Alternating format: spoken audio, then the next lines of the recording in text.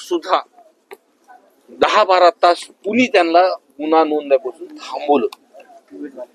हा वाल्मिक कराडचा विषय नाही, एवढी ताकद नाही त्याची, वरच्या माणसाची ताकद आहे. म्हणजे ही जी अडचण आहे ती तपासामध्ये किंवा नवीन एसपी नेमल्यानंतर सुद्धा इतर गुन्हेगारांवर अटक होती, त्यांना बरोबर पोलीसच्या खाकी त्यांना दाखवली, पण वाल्मिक कराडला अजून खाकी दाखवली नाही आणि खाकी दाखवल्याशिवाय ते काही समोर येणार. फक्त मग विषय कुठे येतो, फक्त ती सुई तिथं अटकते की वाल्मिक कराड का.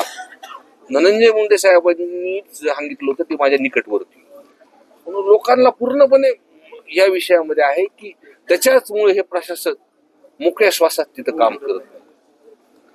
मी ह्या ज्या काही मागणी मागितल्या होत्या मी त्याच आता ह्या लोकांसमोर येतात.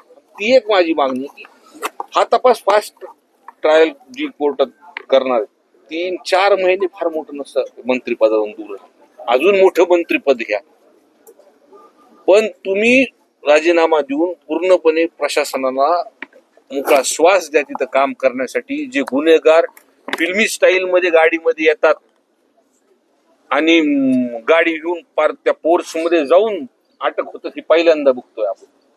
तुम्ही सांगितल्यानंतर कुणाच्या गाठी भाटी झाल्यानंतर हे पूर्ण महाराष्ट्राने बघितले.